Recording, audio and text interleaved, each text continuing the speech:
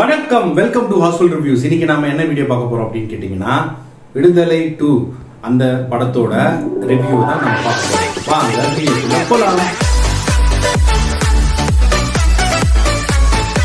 விடுதலை பார்ட் 2, விடுதலை part 1 already நம்ம பார்த்திருப்போம். அதுல வந்து பாத்தீங்கன்னா சூரி அவரோட பாயிண்ட் ஆஃப் வியூலையும், அதே மாதிரி அங்க அந்த இடத்துல என்ன நடக்குது அப்படின்றத சொல்லி, அதே மாதிரி வந்து விஜய் சேதுபதி யார் என்ன எதுன்னு அந்த மாதிரி ஒரு சொல்லி கடைசியில் அதை வந்து கிளைமேக்ஸில் வந்து விஜய் சேதுபதி வந்து அந்த போலீஸில் கைது பண்ணுற அந்த ஷார்ட்டோட முடிச்சிடறாங்க. இதான் வந்து பார்ட் 1. பார்ட் 2 அப்படின்னு பார்த்தீங்கன்னா, பார்ட் 2 வந்து விஜய் சேதுபதி யார், வாத்தியார்ன்றவர் யார், அவர் வாத்தியாரா, கருப்பனா, பெருமாளா, ராபர்ட்டா யார் அப்படின்றதுக்காக தான் இந்த பார்ட் 2லேருந்து அவரோட ட்ராவல், அவரோட கதையை பார்க்குறோம். ஸோ ஃபஸ்ட்டு பார்த்தீங்கன்னா, இந்த கதை வந்து ரொம்ப அழகாக வந்து ப்ரெசன்ட் பண்ணி நம்ம ஸ்க்ரீனில் கொண்டு வந்து கொடுத்த வெற்றிமாறனுக்கு ரொம்ப நன்றி சொல்லணும். அதே மாதிரி இந்த கதையை படிக்கும்போது ஒரு நல்ல ஒரு என்ன, இந்த கதையை பார்க்கும்போது, இந்த விஷுவலாக பார்க்கும்போது எல்லா இடத்துலையுமே வந்து உங்களுக்கு ஒரு சாட்டிஸ்ஃபேக்ஷன், ஒரு ஸ்டோரி, அதாவது அவர் சொல்கிற அந்த கதை நகர்வோட அந்த ஸ்க்ரீன் பிளேயோட நம்மளையும் ட்ராவல் பண்ணுற மாதிரியே இருக்கு. விஜய் சேதுபதி பற்றி சொல்லவே தேவையில்ல, அவர் ஃபஸ்ட் கிளாஸாக நடிச்சிருக்காரு. விஜய் சேதுபதி ஆகட்டும், பிரியா வாரியர் ஆகட்டும், அப்புறம் வந்து சூரி ஆகட்டும், சேட்டன் போலீஸ் அவராகட்டும், அதே மாதிரி அந்த அமுதன் போலீஸ் அவராகட்டும், அதே மாதிரி வந்து இருக்கிற டேரக்டர்ஸ், அதாவது இப்போ டேரக்டர்ஸ் அப்படின்னு பார்த்தீங்கன்னா, இதில் யார் டேரக்டர்ஸ் அப்படின்னு கேட்டிங்கன்னா 4 டேரக்டர். ஒருத்தர் வந்து நம்ம அந்த அதிகாரி, அந்த தலைமைச் செயலாளர், அவர் பார்த்தீங்கன்னா வந்து நம்ம ராஜீவ் மேனன் இருப்பார். அதுக்கப்புறம் வந்து நம்ம சரவண் சுப்பையா சிட்டிசன் டேரக்டரு, அடுத்தது வந்து பாலாஜி சக்திவேலு, அப்புறம் நம்ம ஃபேவரட் டைரக்டர் கௌதம். ஸோ இவங்க 4 பேருமே ஒரே ஃப்ரேமில் அந்த அந்த 3 பேர் ஒரே ஃப்ரேமில் பார்ப்போம். அது வந்து பார்க்குது அவங்களோட கான்வர்சேஷன். அதாவது பார்த்தீங்கன்னா, இதில் ஒரு பெரிய சூட்சமம் ஒன்று இருக்குது. அதாவது ராஜீவ் மேனோட அசிஸ்டண்ட் தான் கௌதம் வாசுதேவ மேனன், கௌதம் வாசுதேவன் அசிஸ்டண்ட் தான் சரவண் சுப்பையா. அவங்க எல்லாமே அந்த அந்த அந்த கௌதம் வாசுதேவன் டீமில் அந்த ராஜீவ் மேனன், இவங்க எல்லாருமே அந்த ராஜீவ் மேனன் தான் எல்லாரோடைய அவங்க கீழே வந்து இவங்கெல்லாம் ஒர்க் பண்ணியிருக்காங்க. ஸோ அதுவும் எனக்கு பார்க்கும்போது இதெல்லாம் ஞாபகம் வந்தது. அதே மாதிரி மியூசிக் வந்து, அதாவது வந்து ரொம்ப பேக்ரவுண்ட் மியூசிக் வந்து தேவையில்லாத இடத்துல கசகசன்னு இல்லாமல் ரொம்ப அழகாக நீட்டாக கிளியராக இருந்தது. எந்த இடத்துல அந்த மியூசிக் வந்து டிஸ்டர்ப் பண்ணாமல், அந்த மியூசிக் வந்து அடுத்த கட்டத்துக்கு ஒரு சர்ப்ரைஸ்க்கோ ஒரு சடனான ஒரு சீரியஸ் எமோஷனுக்கு கொண்டு போகுது. அதே மாதிரி இந்த கன் ஃபயரிங், அந்த ஷாட், அந்த கன் ஃபயர் பண்ணுற அந்த ஒரு இது ஃபஸ்ட்டு பார்ட்டோட இன்னும் கொஞ்சம் நல்லா பண்ணியிருக்காங்க. ஸோ அந்த ஷாட் வரும்போது நமக்கே ஒரு மாதிரி அந்த ஒரு உடல் வந்து அப்படி உதற மாதிரி ஒரு ஃபீலு, அந்த சவுண்டு. அதே மாதிரி வந்து பார்த்தீங்கன்னா கேமராமேன் வேல்ராஜ் கேமராமேன் சூப்பராக பண்ணியிருந்தாரு. ஸோ அதே மாதிரி பார்த்தீங்கன்னா உங்களுக்கு வந்து அந்த ஆர்ட் ஒர்க்கு, செட் ஒர்க் ஆகட்டும், சில இடத்துல அந்த காட்சி அமைப்பு, அந்த அந்த கதை சொல்கிற விதம் எல்லாமே. அதே மாதிரி நம்மளோட இளையராஜா அவரோட பாட்டு, அந்த பாட்டு வந்த இடம் வந்து தியேட்டரில் ஒரு அப்ளாஸ். ஸோ அதே மாதிரி வந்து அந்த மொத்த அந்த மாண்டேஜ் சாங், அது ஒரு அழகான ஒரு விஷயம். அதே மாதிரி இந்த சீனில் இருக்கிற எல்லாமே வந்து நம்ம ஆல்ரெடி இந்த கதையை வந்து நீங்கள் நிறைய விஷயத்தில் நம்ம சொல்லிக்கலாம், இது அப்படி இருக்குது, இது இப்படி இருக்குது அப்படின்ட்டு. பட் நிறைய கதைகளோட ஒரு கோர்வை, நிறைய ஒரு விஷயங்களோட ஒரு சின்ன சின்ன இன்சிடெண்ட்டை வச்சு இதில் இப்படி சொல்லியிருக்காங்க. ஸோ கிளைமேக்ஸில் ஒரு ஒரு மேட்டர் ஒன்று இருக்குது. அது வந்து ரொம்ப எல்லாரும் தேட்டரில் அதை பார்க்கறதுக்கு எல்லாருக்கும் பிடிக்கும். பட் இதில் வந்து நிறைய நம்ம சில கேள்விகள் இருக்கும், இது ஏன் அது ஏன்னு. பட் இது கேள்விக்கு எல்லாம் விடை வந்து அவங்களுக்கு எடுத்துக்கிற மாதிரி இருக்கும்.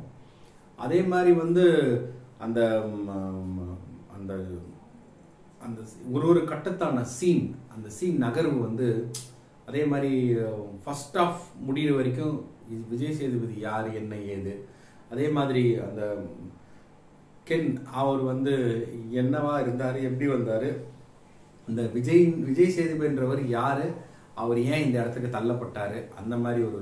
ஸோ எல்லா அந்த அந்த அந்த நகர்வுகள், அந்த ஒரு கேரக்டரைசேஷன், அந்த நகர்வுகள் வந்து அவ்வளோ அழகாக, அவ்வளோ துல்லியமாக நமக்கு ஓகே இது நடக்க போகுதுன்னு நமக்கு தெரியும். ஆனால் எதை வச்சு நடக்க போகுது, எதனால இந்த மூமெண்ட் அவங்க பண்ணுறாங்க. ஸோ விஜய் சேதுபதி மாறத்துக்கான ஒரு தருணம் இருக்கலாம், அது எங்கே சூரி நகருக்கான தருணம் ஃபர்ஸ்ட் பார்ட்டில் நம்ம பார்த்துருப்போம். அதே மாதிரி வந்து அந்த கென்ன்றவர் அந்த இடத்துல இருந்து அவர் எப்படி மாறினாரு. ஸோ அதே மாதிரி இப்போ சேத்தன் அவர் இடத்துல இருந்து மாறி இதை வந்து யோசிக்கிறாரு. அதே மாதிரி அமுதன் அந்த ஒரு ஃபர்ஸ்ட் ஹாஃப்ல இருந்து செகண்ட் ஹாஃப்ல எப்படி வந்து மாறி வேற இடத்துல எப்படி நிற்கிறாரு. ஸோ ராஜீவ் மேனன் ஆகட்டும், கௌதம் வாசுதேவன் எப்படி ஸ்டார்டிங்ல ஃபர்ஸ்ட் ஹாஃப்ல எப்படி இருந்து அப்புறமா அப்படியே ஒரு மாதிரி ஒரு ரக்டு போலீஸாக ஆகிற மாதிரி.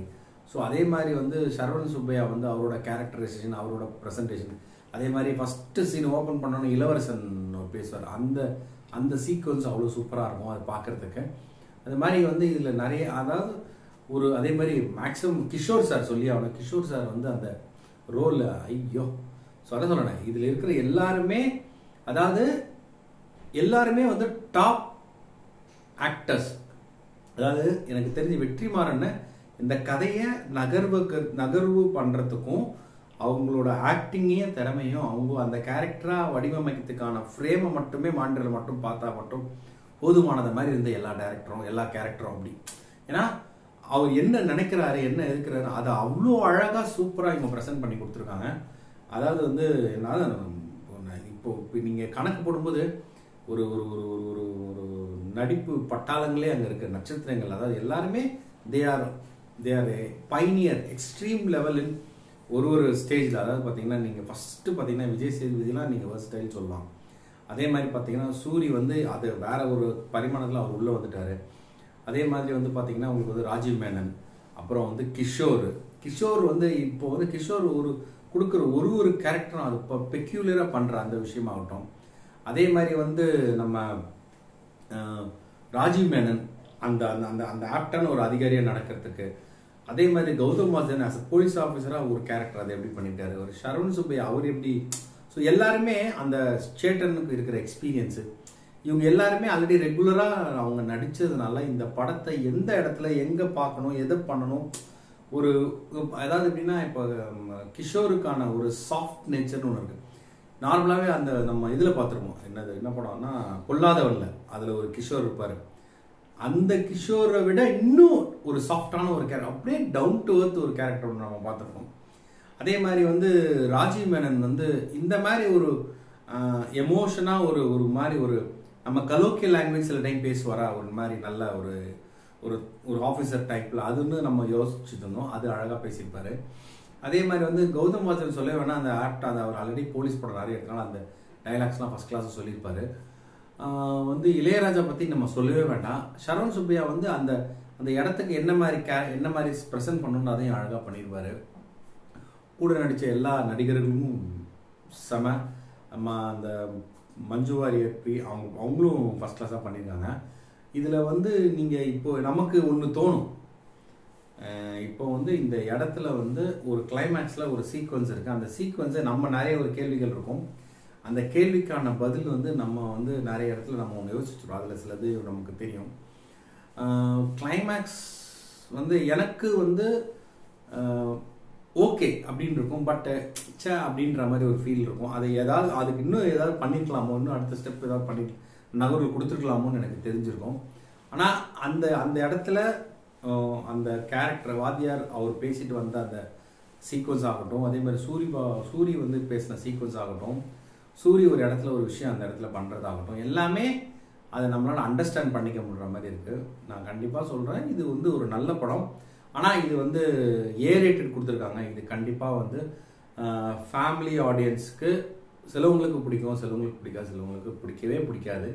பட் எனக்கு தெரிஞ்சு ஆஸ் அ ஒரு சினிமா ரசிகனா ஒரு கலையை எப்படி இருக்கும், அந்த சினிமாவுக்குள்ளே பார்த்தா இந்த படம் எல்லாருக்கும் பிடிக்கும்.